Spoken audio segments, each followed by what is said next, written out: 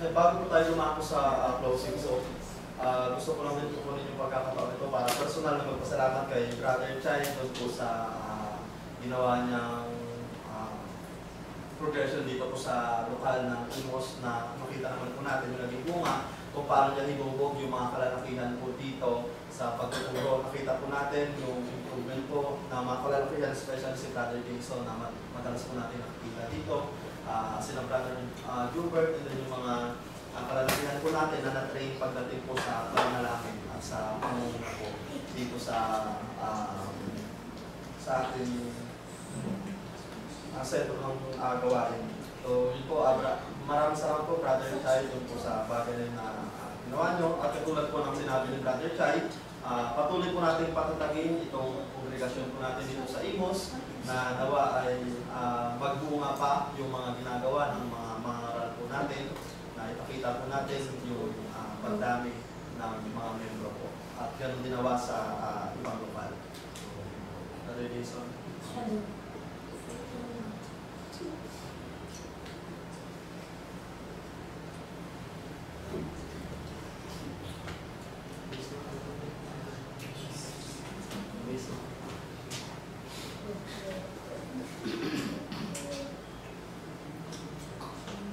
Blessed assurance, ready?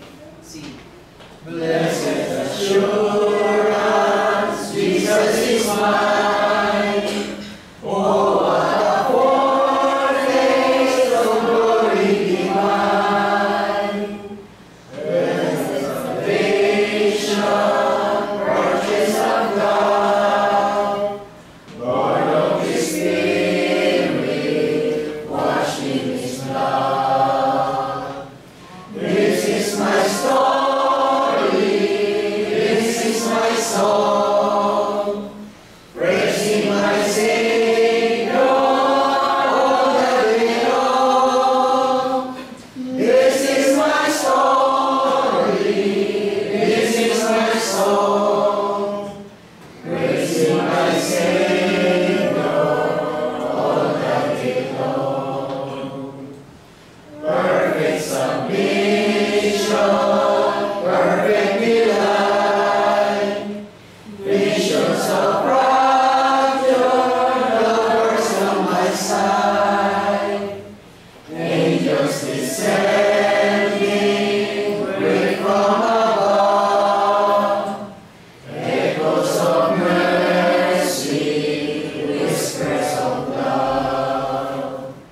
This is my story, this is my song, praising my Savior all the day long.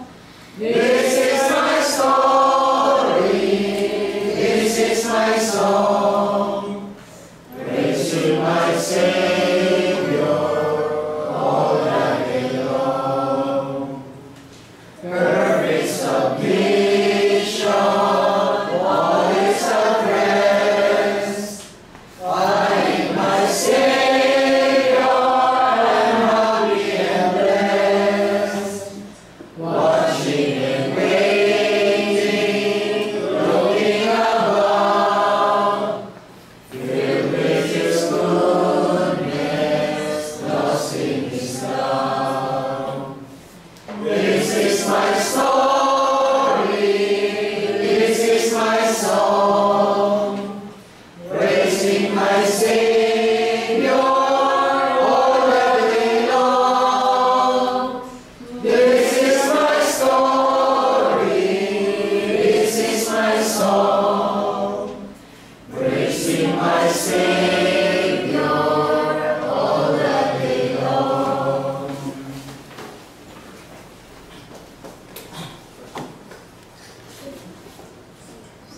Tayo po ay submit na lumukod at utitin ang ating mga mata upang ang presensya ng Diyos sa oras na ito. Diyos amang dakila, banal at ibang makapangyarihan sa lahat na may lalang ang lahat ng bagay na nasasakitan at yun din ng aming mga buhay. O Diyos, kami po ay taos-pusong nagpapasalamat sa inyo sa umagang ito na pinagkaloob sa amin ng kalakasan at buhay upang Ialay namin ang aming mga sarili sa iyong harapan bilang isang buhay sa umagang ito. Magampanan po namin ang aming mga lagang tungkulin, Panginoon, na ikaw ay purihin ang kagilain sa Espiritu at katotohanan. Panginoon, ganoon din sa lahat ng mga biyaya at pagpapala namin natanggap sa mga nagdaang araw, sa isang linggo nagdaan at ganoon din sa mga biyaya ang narating po sa amin, na ayon sa iyong kalooban, ay pinagpapasalamat po namin ito ng loob sa iyo. Sa kaligtasan, Panginoon, na binibigay mo sa pang-araw-araw po namin pamumuhay, sa mga kapatid po namin na may tinatangkiling yung mga trabaho na ingatan mo, Panginoon, sa araw-araw. Kami po ay nagpapasalamat po ng lubos sa bagay po na ito sa iyo, Panginoon. Humihingi po kami ng kapatawaran sa lahat ng pagkakasala at pagkukulang na aming nagagawa, maging ito man sa isip, sa salita at sa gawa, Panginoon. Nawa ay naging katanggap-tanggap po kami sa iyong harapan sa umagang ito. At bigyan mo kami ng kaliwanagan ng aming puso at pag-iisip upang ang aming mga sarili ay mailayo po namin sa mga tukso o sa mga pagkakasala na maaari namin magawa. Na alam po namin, Panginoon, na ito ay kontra at laban sa iyong banal na kasulatan. Ingatan at gabayan mo kami, Panginoon, sa aming mga desisyon sa buhay. Bigyan mo kami ng katatagan ng aming mga loob sa pagharap sa iba't ibang suliranin na mayroon kami sa pang-araw-araw, O Diyos. At ganoon din naman ay bubin mo kami ng iyong pag-ibig at ng iyong Espiritu Santo upang nasa ganun, Panginoon, ang aming gagawin ay ayon sa iyong kagustuhan, Panginoon. Hinihimbing po namin na gamitin mo ang bawat isa sa mabubuti at sa maayos na mga bagay ng ayon sa iyong kalooban, Panginoon.